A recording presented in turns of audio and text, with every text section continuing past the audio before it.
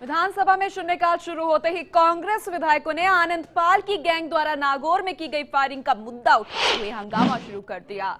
अध्यक्ष ने कांग्रेस विधायकों को बोलने की इजाजत नहीं दी।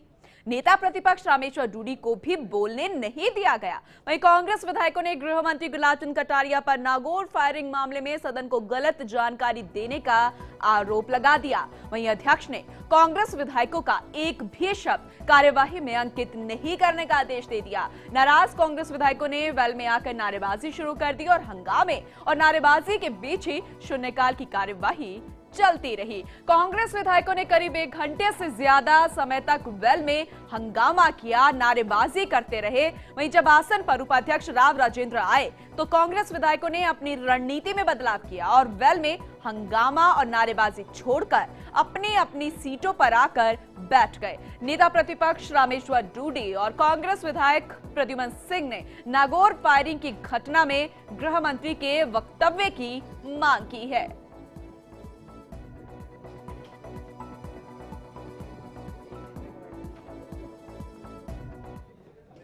तो नागौर में आनंद पाल गैंग की फायरिंग के मामले में शून्यकाल के दौरान हंगामा कर रहे कांग्रेस विधायकों पर विधानसभा अध्यक्ष कैलाश मेघवाल अपना आपा खो बैठे।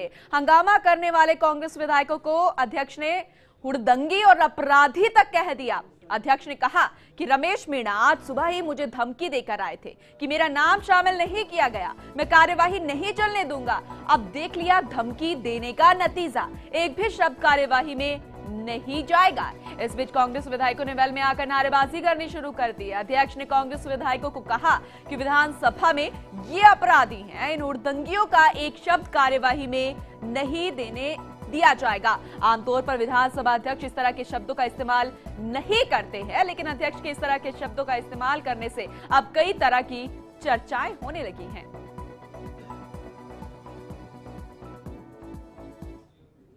तो वहीं दूसरी तरफ विधानसभा में प्रश्नकाल के दौरान एकल पट्टा प्रकरण भी गूंजा। निर्दलीय विधायक हनुमान बेनीवाल ने गृह मंत्री से एकल पट्टा प्रकरण में शांति धारीवाल और जीएस संधू पर कार्रवाई करने का और नहीं करने की बात पूछनी चाहिए। वहीं जवाब में गृह मंत्री गुलाब चंद कटारिया ने कहा कि चाहे शांति धारीवाल हो या फिर मैं खुद, भ्रष्टाचार के मामले में किसी को भी नहीं बख्शा जाएगा। एकल पट्टा प्रकरण की जांच चल रही है और जांच पूरी होने के बाद जो भी दोषी होगा उनके खिलाफ कार्रवाई की जाएगी।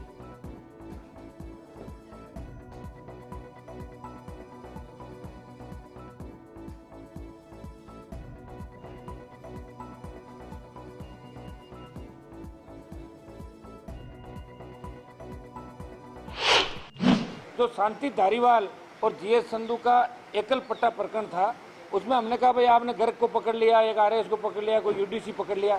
आप ये बताओ, एक तो ब्लैकमेल करने के लिए ही नेताओं के नाम उछाल रहे हो, वास्तव में कार्रवाई करने की मादा आप रखते हो। अगर रखते हो तो शांति धारीवाल को और जीएस संधू को आप पकड़ोगे या नहीं पकड़ोगे, ये बता दो आप तो। और नहीं पकड़ना चाहते तो बता दो, और पकड़ना चाहते हो या उनके जुलूस से आप डर गए और खाली आप एक अखबारों में बदनामी कराना चाहते हो भाई धारीवाल इसमें लिप्त है। हनुमान बेनीवाल पे झूठे मुकदमे करा दिए, 12 चालान करा दिए रास्ते रोकने और 12 मुकदमे दर्ज है। ऐसे यही काम अगर आपका बच्चा है बदले की भावना से, वो भी आप बताते हैं। ये स्थिति स्पष्ट करें कि एकल पट्टा प्रकरण के अंदर और जितने भी जेडीए के मुकदमे जो एंटी करप्शन ब्यूरो ने छापे मारे, जो भी जोन उपायुक्त और जेडीसी आज तक क्यों नहीं पकड़ में आए। वहीं असंतुष्ट भाजपा विधायक घनश्याम तिवारी लंबे अरसे के बाद अनुदान मांगों पर बहस में बोले। तिवारी ने कृषि, सहकारिता और पशुपालन के अनुदान मांगों पर बहस के दौरान कृषि मंत्री प्रभुलाल सैनी और गौपालन मंत्री ओटाराम देवासी पर निशाना साधा।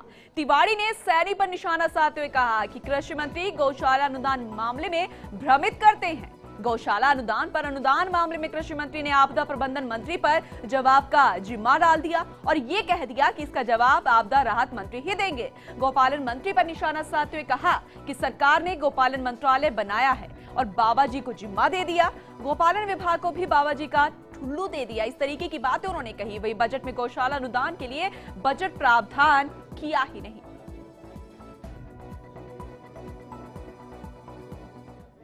वहीं आपको बता दें कि रीट परीक्षा 2015 के निरस्त सवालों के बदले अब बोनस अंक दिए जाएंगे। भाजपा विधायक हमीर सिंह भायल के ध्यानाकर्षण प्रस्ताव के जवाब में शिक्षा मंत्री वासुदेव देवनानी ने सदन में कहा कि रीट में कुल 32 सवालों पर आपत्ति आई थी। कमेटी अब उन सवालों पर विचार कर रही है। निरस्त सवालों के बदले अभ्यर्थियों को बोनस अंक दिए जाएंगे।